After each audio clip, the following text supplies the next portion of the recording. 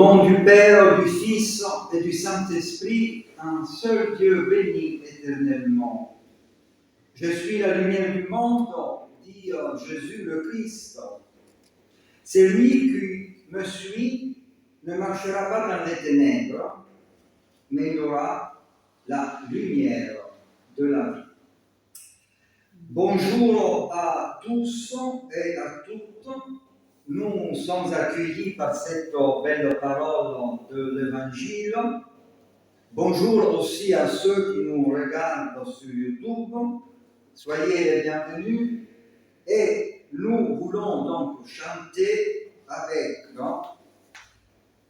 les spontanés du temps de rentrée. Donc, je vous invite, chers frères et sœurs, à vous lever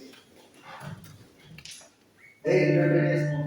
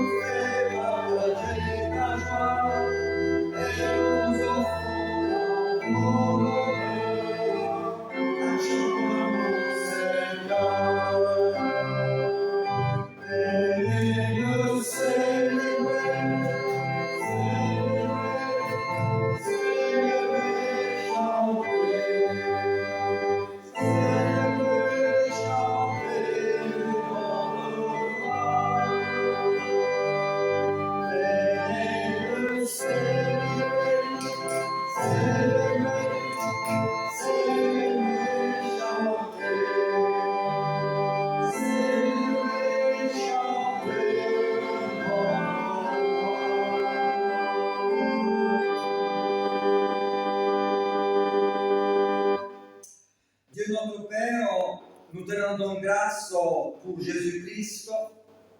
Par sa parole, il annonce la vie du royaume, il interroge, bouscule, il nous appelle à une vie nouvelle.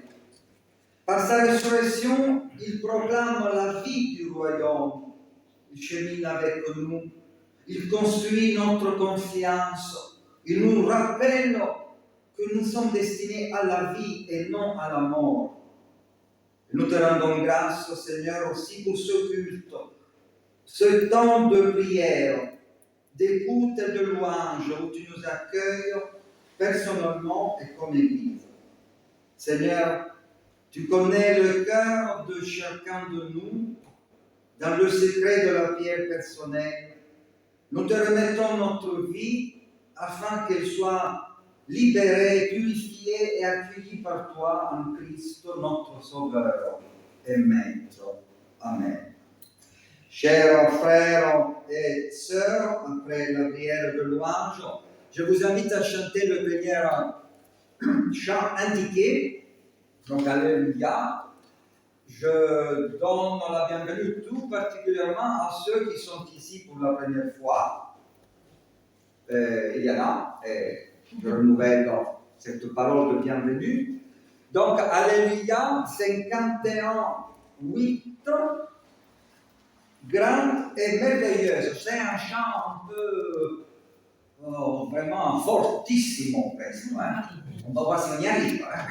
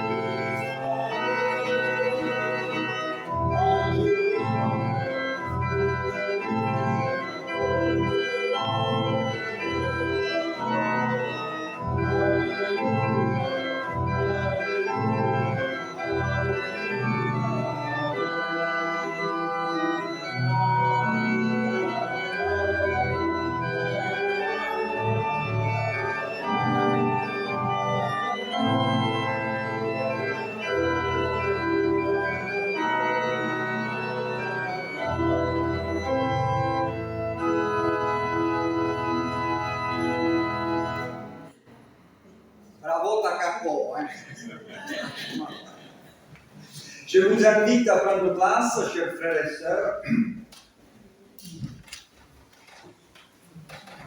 Nous revenons sur terre, et donc pour le moment de la confession de notre péché. Il y a une belle liturgie de la confession de notre péché proposée par Antoine Nuis. Il nous propose tout d'abord la lecture de Matthieu 14 au cœur de la tempête. Après la décollation de Jean-Baptiste, Jésus se retire au désert avec les disciples. Devant la montée du mal, quelle va être sa réponse? La foule le rejoint et il a compassion.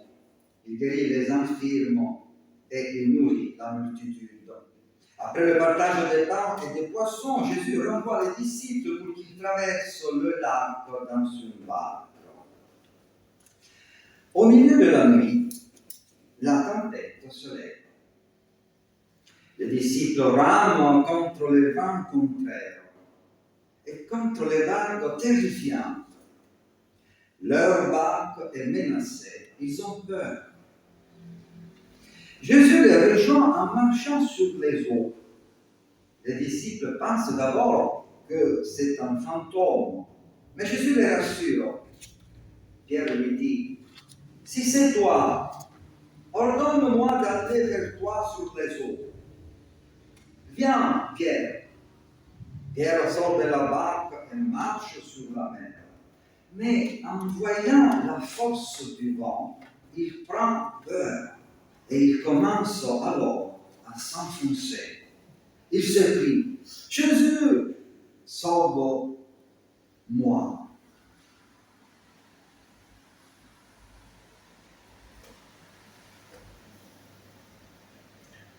Chers frères et sœurs, avant de prier ensemble à partir de ce texte magnifique de l'Évangile qu'Antoine Nuis a résumé, tout en restant assis, je vous invite à chanter le spontané. Au Seigneur, pardonne, au Seigneur, pardonne, le 61-19.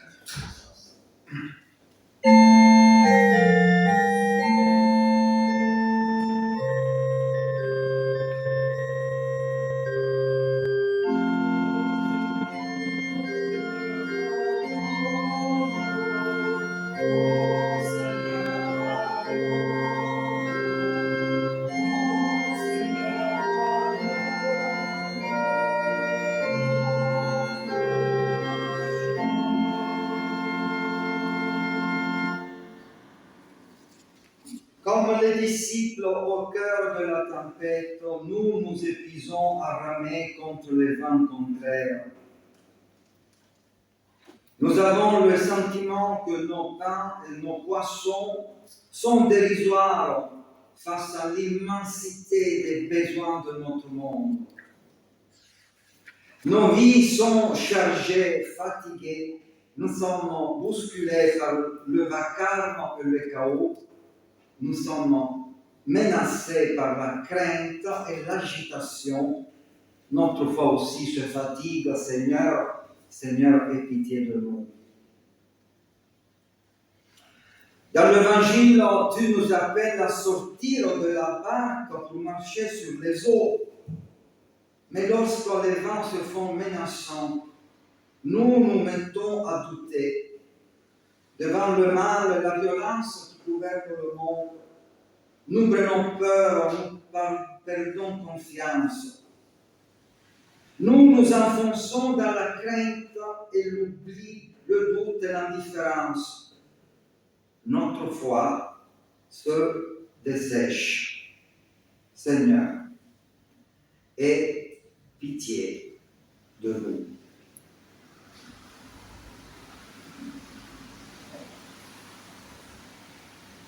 Je vous invite à chanter à nouveau le spontané. Au Seigneur, pardonne, le 61-19.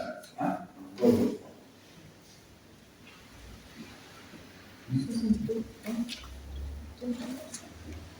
Oui. Ne changeons rien. Ne changeons rien. Alors, je vous invite à vous lever.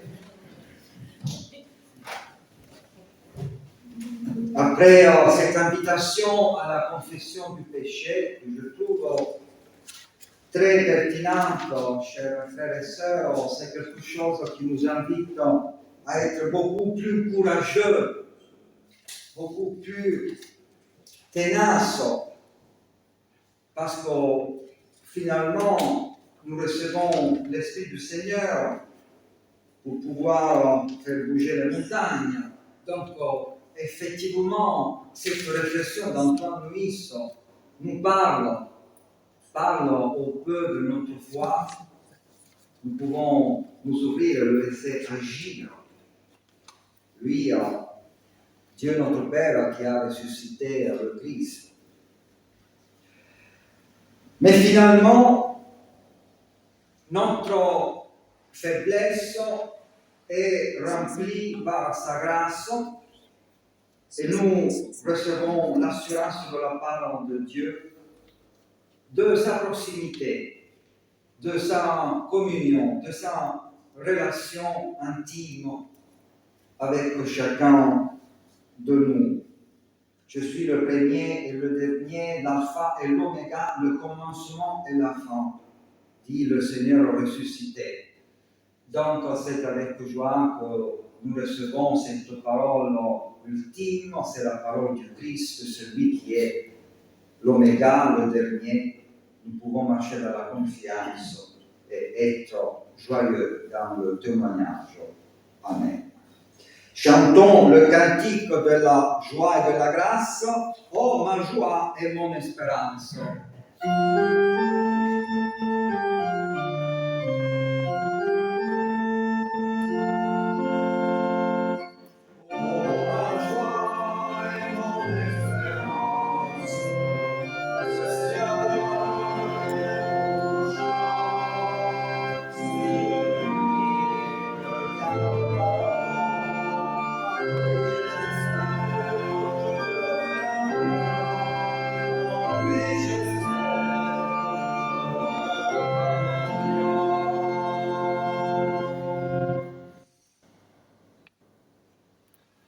Je vous invite à prendre place, chers frères et sœurs.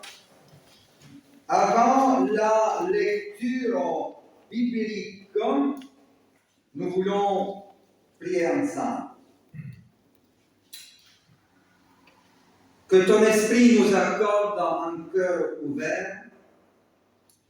Derrière les mots que nous entendons, donne-nous de discerner ta parole, parole de vie, parole pour nos vies. Amen. Et la lecture biblique est proposée pour aujourd'hui par le lectionnaire, donc l'éphéméride biblique. La Bible a 6 ans, donc je reprends l'habitude un peu de prêcher sur le texte du jour. Et le texte du jour, c'est bien. Donc, Marc 7, 31, 37.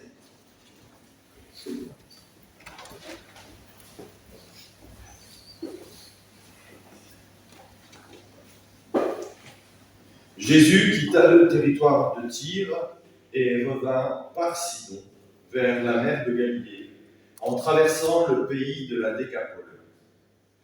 On lui amena un sourd qui avait de la difficulté à parler, et on lui pria de lui imposer les mains. Il le prit à part, loin de la foule, lui mit les doigts dans les oreilles et lui toucha la langue avec sa propre salive. Puis, levant les yeux au ciel, il soupira et dit « Ephata », c'est-à-dire « ouvre-toi ». Aussitôt, ses oreilles s'ouvrirent, sa langue se délia, et il parla très bien. Jésus leur recommanda de n'en parler à personne. Mais plus il leur recommanda, plus ils le publièrent. Ils étaient dans le plus grand étonnement et disaient « Il fait tout à merveille ». Même, il fait entendre les sourds et parler les muets.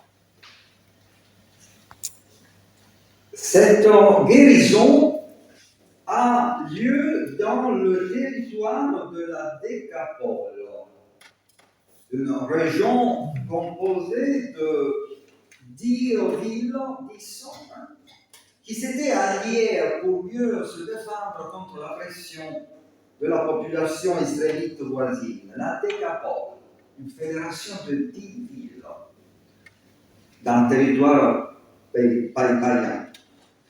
Nous savons que dès le début donc, de sa prédication, Jésus était suivi même bien au-delà des frontières d'Israël. Des personnes venaient l'écouter précisément de ce territoire païen non juif.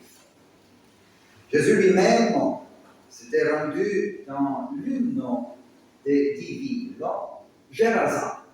Ça me dit quelque chose, Géraza, où il avait guéri un possédé. Vous vous souvenez du possédé qui demeurait dans le tombeau dans le pays des Géraséniens. Vous vous souvenez de ce texte, c'est tout au chapitre 5, juste le chapitre avant le nôtre. Au chapitre 5, dans la Décapole, loin des frontières nationales, Jésus avait guéri un homme qui était, dit la Bible, sans cesse dans le tombeau et sur la montagne, nuit et jour, criant et se blessant avec des pierres. Notre sourd muet du chapitre 5, le chapitre après Géraza, notre sourd muet, que certaines personnes non identifiées amènent à Jésus, est en réalité un homme qui, en plus d'être sourd, parle difficilement. Il était difficile de comprendre ce qu'il voulait dire. Il souffrait donc d'une double exclusion. Il ne pouvait ni entendre les autres, ni leur parler, car ces mots restaient indéchiffrables. Cela le plongeait dans une profonde solitude. Jésus le guérit par une série de gestes thérapeutiques inhabituels. dont le sens aujourd'hui n'est pas facile à saisir. Les mains ont un grand pouvoir de communication, évident dans les gestes de la bénédiction. Là, nous, on y arrive. Hein? La raison pour laquelle on utilise les mains au moment de la bénédiction. Donc, on va dans cette direction-là. Et c'est pourquoi Jésus met ses doigts dans les oreilles du sourd, comme pour lui transmettre la force de son corps, la force de sa personne. Quant à la salive, on croyait couramment qu'elle avait des vertus curatives. Et Jésus l'utilise également. Je vous assure que les commentaires, plus que ça, ne savent pas quoi dire. Hein? C'est difficile à interpréter.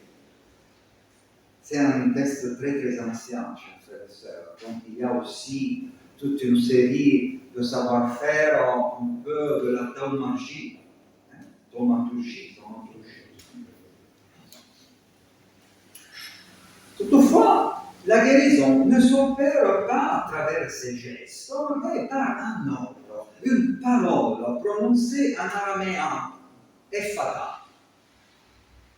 Le Nouveau Testament, comme vous le savez, est écrit en grec, mais cet ordre de Jésus est reporté en araméen, la langue que Jésus et ses contemporains parlaient.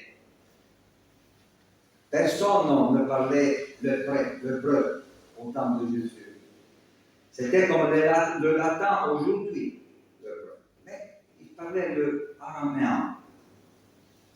L'original araméen Ephata a marqué la mémoire de cette guérison, si bien que Marc le reproduit tel qu'il a été prononcé par la bouche du Christ. Puis Marco traduit Ephata, ouvre-toi. La préparation a été longue, avec ces gestes, mais la guérison est instantanée. Par le pouvoir d'une seule parole, le sourd est guéri de sa double infirmité. L'homme entend parfaitement et parle clairement. Ensuite, Jésus impose le silence. Mais attention, non à l'ex-sourd, parce que ça serait trop cruel. Hein? Jésus vient de lui donner la parole et tu vas se condamner de toi. Mais si vous regardez de près le texte biblique, à ceux qui l'avaient accompagné, donc à ceux qui l'avaient amené. Toutefois, l'interdiction de Jésus est immédiatement et à plusieurs reprises transgressée. Le groupe de personnes présentes ne peut contenir son émerveillement, et sans le savoir, en citant le prophète Isaïe,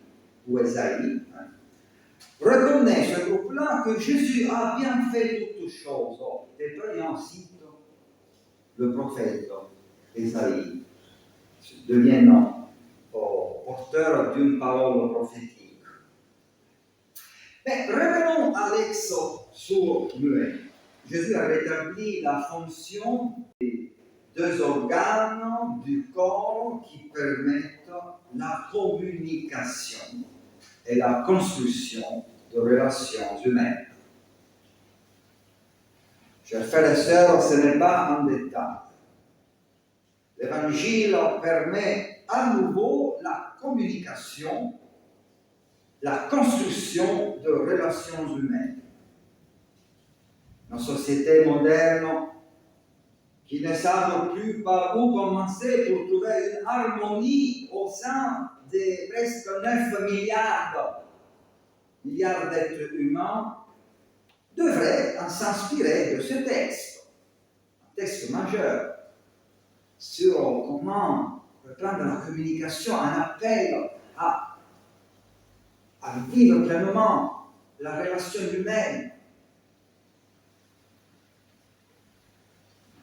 Comment offrir un avenir à notre monde rempli d'ombres de guerre, de conflits, des sociétés marquées par l'absence de communication, la présence de censure, l'exclusion.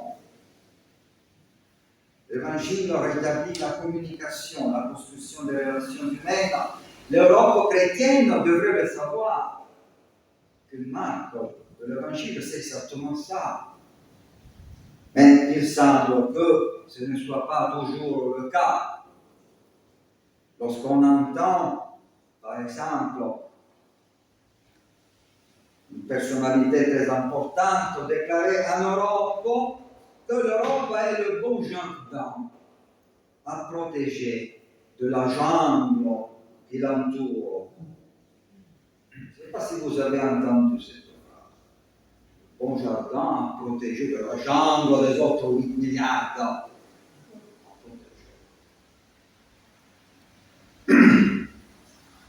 Donc, quand on entend ce genre de discours, on comprend qu'il faut bien revenir à Marc 7, où le Christ donne à nouveau vie à la parole et aux oreilles, ces deux organes qui établissent à nouveau, qui construisent, qui arrivent à construire la relation humaine et la communication.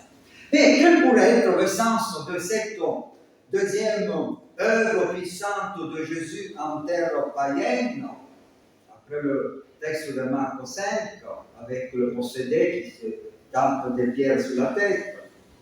Tout d'abord, la double guérison, oui et parole, montre que le contexte religieux païen ne conditionne ni ne limite en aucune manière l'œuvre bienfaisante et salvatrice de Jésus.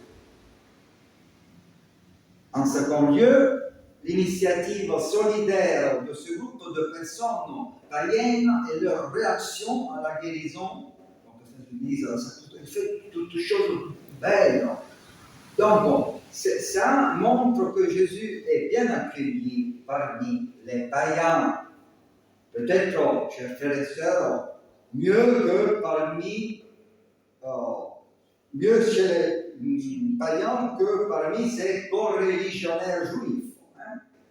Et il y a un peu de polémique dans l'évangile de Marc face à la dureté du cœur des chefs du peuple, les chefs du peuple de jadis. Vous le savez, dans l'évangile de Jean, la première réaction à la résurrection de Lazare, de la part des responsables de jadis, c'est il faut que cet homme soit éliminé. La première réaction, après une nouvelle extraordinaire, Jésus redonne la vie à Lazare. Beaucoup de premiers deviennent derniers et beaucoup de derniers premiers. Si l'on peut accorder à cet épisode une valeur symbolique, il semblerait que leur invitation à ouvrir les oreilles et à délier la langue s'adresse d'abord à la génération de Jésus et à ses propres disciples, encore sourds et muets, c'est-à-dire insensibles au message de Jésus et incapables ou mal à l'aise pour articuler un discours clair de foi. Vous savez la difficulté aussi des disciples à articuler bien un discours sur la foi et la patience de Christ. Il dira un jour, jusqu'à quand je vous supporterai? Et il a supporté jusqu'à la fin et bien au-delà de la fin. Le Christ ressuscité, après la passion, il retourne à ses disciples. La paix soit avec vous. Ô miséricorde du Christ, nous ne vivons que par sa grâce. Enfin, il est important de souligner aussi le lien profond entre l'écoute, peut-être avec le E majuscule cette fois-ci, et la parole, aussi avec le P majuscule. C'est en écoutant que dès l'enfance, on apprend à parler, n'est-ce pas? Là, tout le monde est d'accord. Cela s'applique également dans le domaine religieux. C'est en écoutant la parole de Dieu que l'on apprend à bien parler de lui. Pour bien apprendre à parler de Dieu, il faut d'abord avoir la grâce et l'humilité d'écouter sa parole. La qualité de notre parole dépend de notre capacité à écouter. Se nourrir de la parole permet de témoigner, de parler librement, d'une manière claire et lumineuse des choses du royaume. Entre parenthèses, dans l'utilité d'aller au culte. Ou d'avoir une vie personnelle avec la Bible, ou des rencontres de prière, ou même des rencontres personnelles de prière. Vous vous souvenez de cette parole de l'apôtre Paul? Il a dit un jour, la foi vient de ce qu'on entend.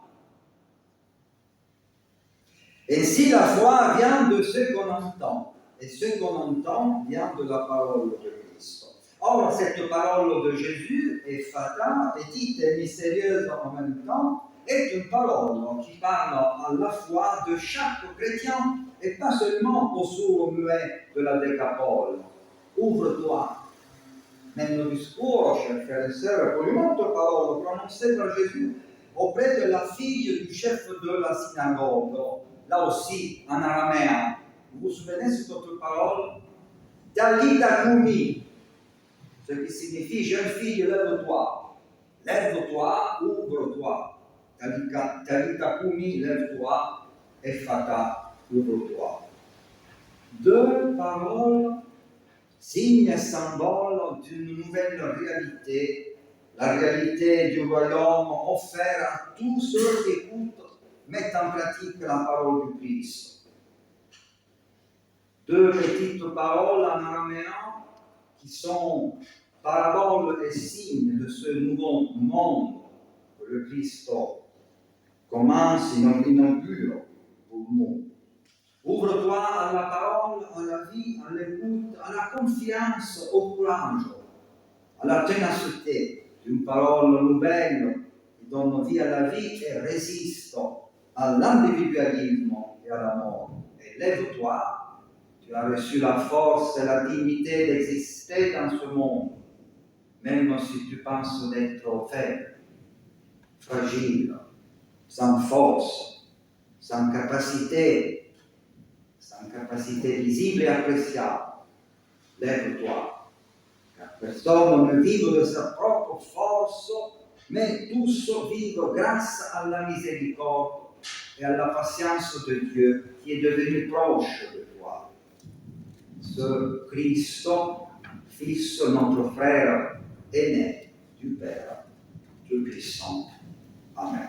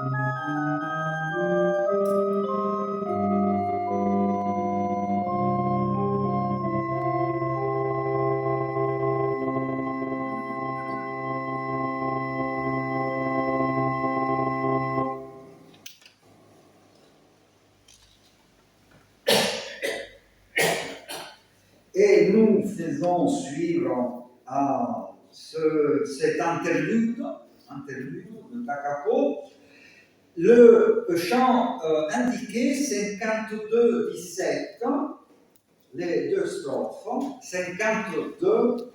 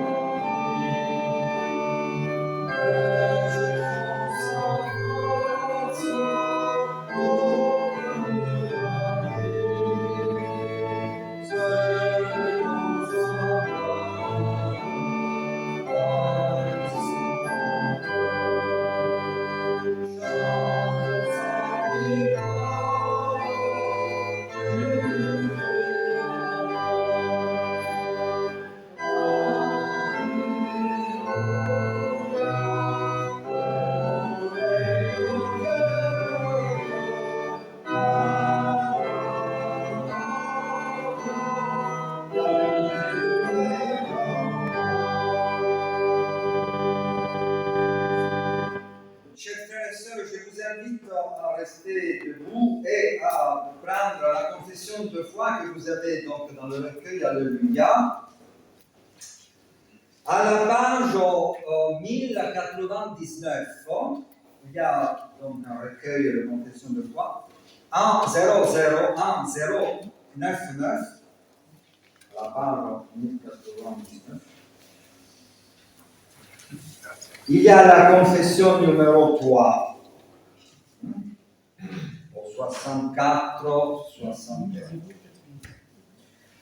Nous allons dire ensemble cette confession, prononcer cette confession de foi.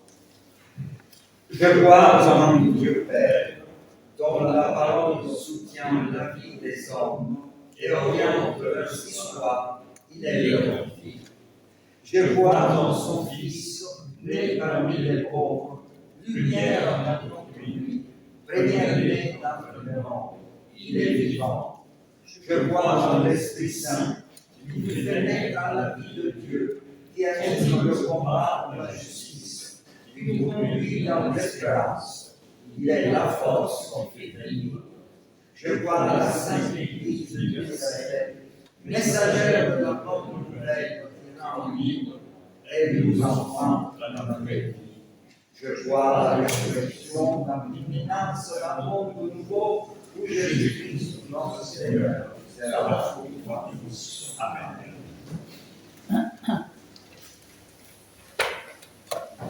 Takapo, est-ce que nous arrivons à chanter 1201? 1201. 12.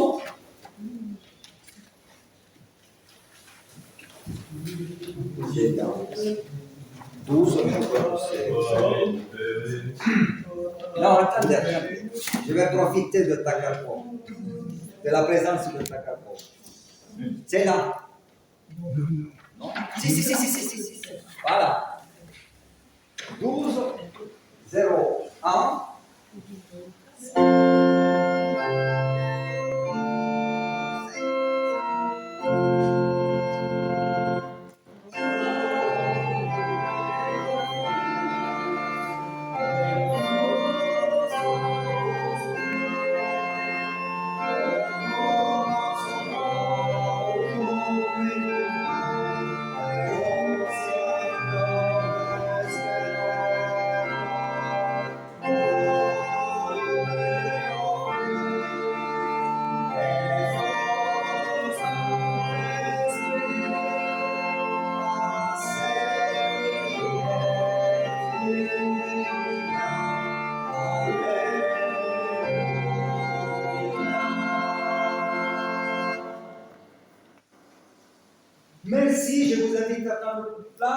et c'est le moment des annonces. J'invite le président à me rejoindre.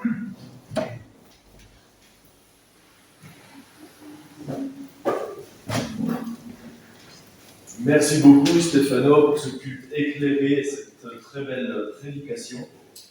Merci à vous tous pour votre présence. Donc ça ne nous aura pas échappé, c'est bien la rentrée et nos activités donc reprennent avec un conseil presbytéral qui aura lieu cette semaine, le jeudi 12. Le catéchisme aussi fera sa rentrée le vendredi 13 à la salle Argès de 18h à 19h30. Le week-end prochain, le samedi 14, aura lieu la journée des associations et un stand des Amis de la Chapelle y sera présent pour représenter également Aidé et la paroisse. Nous aurons peut-être besoin de quelqu'un pour assurer un court temps de présence. On recommuniquera là-dessus, puisqu'on n'a pas encore effectivement fixé une rotation pour assurer une présence sur le stand pour la journée donc, du samedi 14. Il s'agit d'être là à peu près de 10h à 16h, je crois, à peu près. Ça oui, mais avec un roulement. Avec un roulement, voilà, tout à fait. Le dimanche 15, un temps fort pour notre paroisse, puisque ce sera notre culte de rentrée, ici, au temple, à 10h. Et vous êtes cordialement invités ensuite à un repas à la salle Argès, un repas sous forme d'auberge espagnole. N'hésitez pas à venir. Alors je tiens à m'excuser puisque je n'ai pas encore terminé mon contrat de travail. Je travaillerai ce week-end-là, donc je ne pourrai pas être présent. Je vous prie de bien vouloir m'en excuser. On peut se projeter déjà aussi sur le jeudi 19 avec un partage biblique organisé par Stéphano à la salle Argès de 14h30 à 16h. Enfin, on a le samedi 21, la journée du patrimoine, avec donc une ouverture de la chapelle Victoria pour une visite guidée de 16h à 18h. Ce sera suivi par un culte autrement, donc le samedi 21. Dans 2 semaines, le culte aura lieu alors à 18h15. À 18h. Oui, mais on finira un peu avant la visite guidée. Oui, voilà. Même à 18h15. D'accord, ok. Et on peut se projeter encore un petit peu plus loin pour nous rappeler que le dimanche 29, le culte aura lieu au Courmette pour l'installation des nouveaux conseillers presbytéraux et des nouveaux conseillers presbytéraux de Grasse et de Vence. Peut-être bien l'accueil des 2 nouveaux pasteurs de consistoire. Alors, je n'ai pas cette actualité-là, mais je te fais complètement et entièrement confiance. Je ne suis pas 100% sûr, mais il y a un pasteur arrivé à Menton et un à Esdras, et je croyais qu'il y avait en même temps l'accueil de ces beaux pasteurs. Le même jour, il y a l'accueil du pasteur de Saint-Raphaël. Lors d'année. Oui. Et du pasteur de Menton. Naturellement, dans leur respective paroisse. D'accord. Donc, le dimanche 29, il n'y aurait pas de culte à Grasse. Et on peut se projeter encore un peu, puisque le 6 octobre, un moment aussi important pour notre paroisse, mais pour toutes les paroisses du consistoire, c'est-à-dire que nous aurons une journée commune aux îles de l'Érins, avec un culte donc au mémorial huguenot. C'est une petite excursion que nous avons chaque année. Donc il s'agit de prendre le bateau à Cannes pour aller sur l'île Sainte-Marguerite et vivre avec plusieurs autres paroisses un temps de culte, de partage, avec là également un repas tiré du sac. Et la visite du mémorial de... Et la visite du mémorial, voilà, qui est toujours un plaisir. Et c'est toujours très intéressant de vivre de près, même si on n'est pas très attaché aux pierres, quand même cet endroit un peu chargé d'histoire et de spiritualité.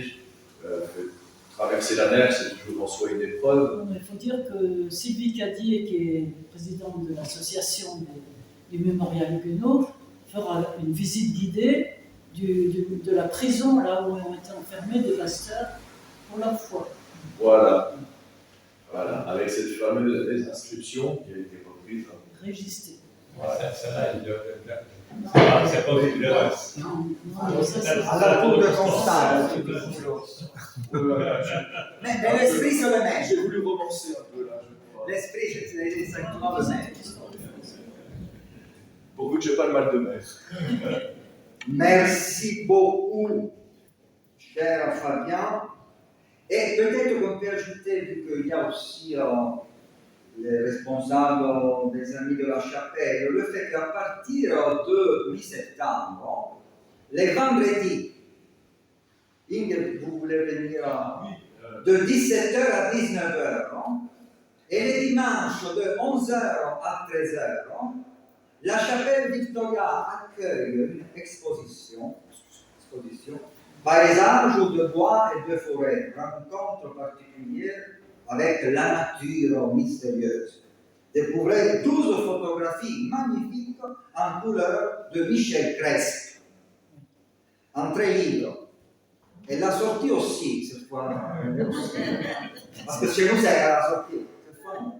C'est pour ça que nous avons installé des cimaises très discrètes, mais très utiles. Ces petites baguettes. Si vous voyez sur les Vous voyez les ficelles. fils en nylon qui brillent Ça sera un peu. pour accrocher. Ouais. Je suis désolé d'avoir omis, si tu veux prendre. D'autant plus que je dois participer à les installer. D'autant plus que oui, avec Jean-Marc, effectivement, on a fait les montes en l'air. Et enfin, extraordinaire ce qu'ils ont fait, parce qu'on le voit bien. Et c'était quelqu'un, la société qui a livré les cimaises, il équipe des musées. Et donc, c'est très professionnel, c'est très beau, et je crois qu'ils ont vraiment eu beaucoup de mal. Pour percer les trous, il y avait la brique, il y avait la pierre, il y avait le métal. Bon, ils étaient équipés avec des échelles, c'était difficile, bravo. Hein. Et nous aurons le plaisir d'admirer ces photos à partir de dimanche prochain. On va les accrocher, on va les installer cette semaine. Voilà, donc il y aura 7 photos de ce côté et 7 photos de l'autre. Et notre ami photographe, un grand défenseur de la nature, il était très intéressé de le faire dans une église. Il a la retraite, ça lui a fait plaisir de le faire. Et voilà, ce sera à partir de dimanche prochain. Et il y aura un texte, il a aussi fait un texte qu'on va installer au bout, et comme ça on peut faire le tour avec un texte et les explications. Et il fait une conférence Et une conférence, bon là il faut se projeter loin, le 15 novembre à 17h. Vous les gardez jusqu'à quand les photos? Comment? Vous les garderez jusqu'à quand? Comment on veut. Au moins jusqu'au jour de la conférence. Au moins. D'accord, Michel Cresque a souhaité de les installer avant sa conférence pour aussi créer la curiosité. Qu'est-ce qu'il va nous dire sur les photos? Et voilà. Merci beaucoup. Et aussi le concert au profit de l'association aidée. Je ne sais plus. Le 29, Le 29, c'est le même jour que le court-maître. le même jour que le premier, à 17h Vous avez ici. le temps de descendre du court-maître et de venir au concert. Donc il y aura Cantifolia et les voix du milieu et vocal. Oui. Il y a le programme aussi à la Voilà. Donc il y a tout ça. Merci beaucoup. Et maintenant, sur le moment de l'offrande.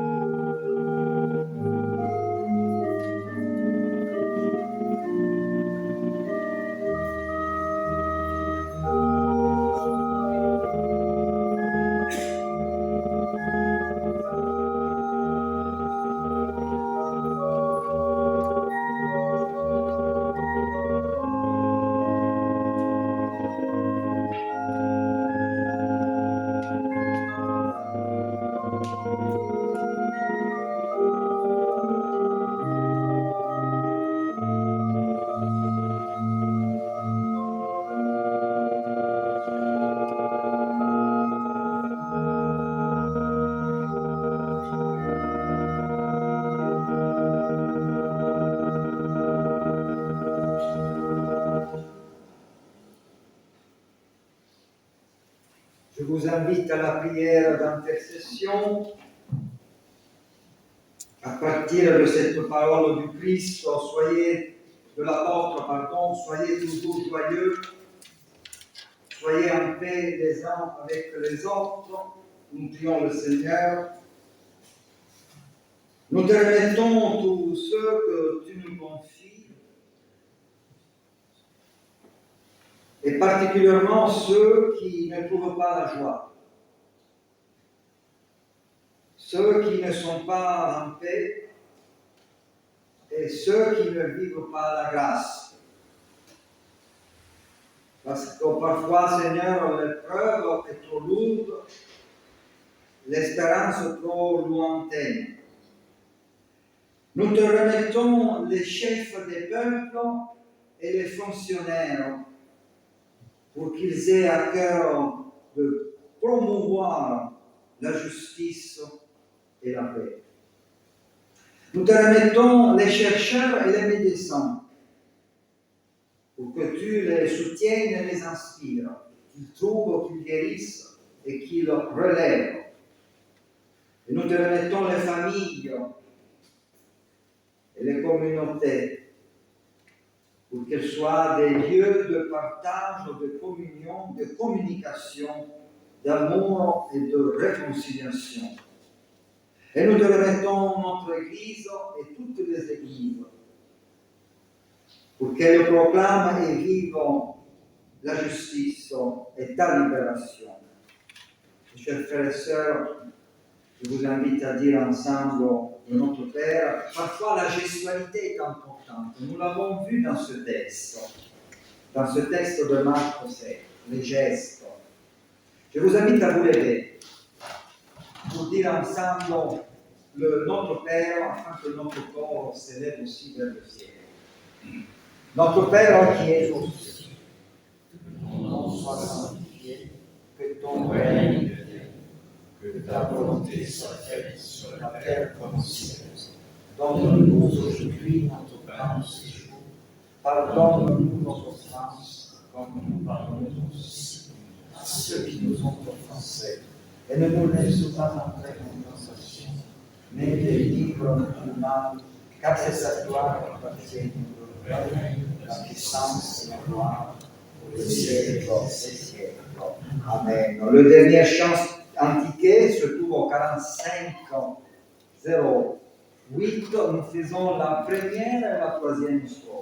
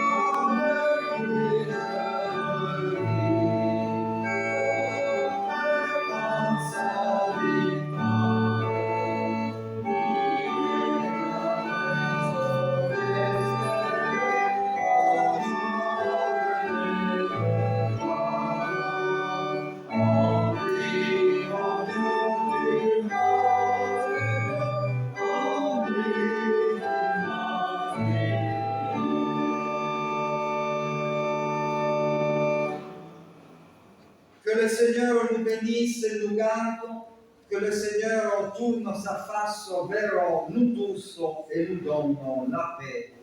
Amen. Je vous souhaite un bon dimanche et à très très bientôt parce que vous l'avez vu, les rendez-vous sont très très nombreux.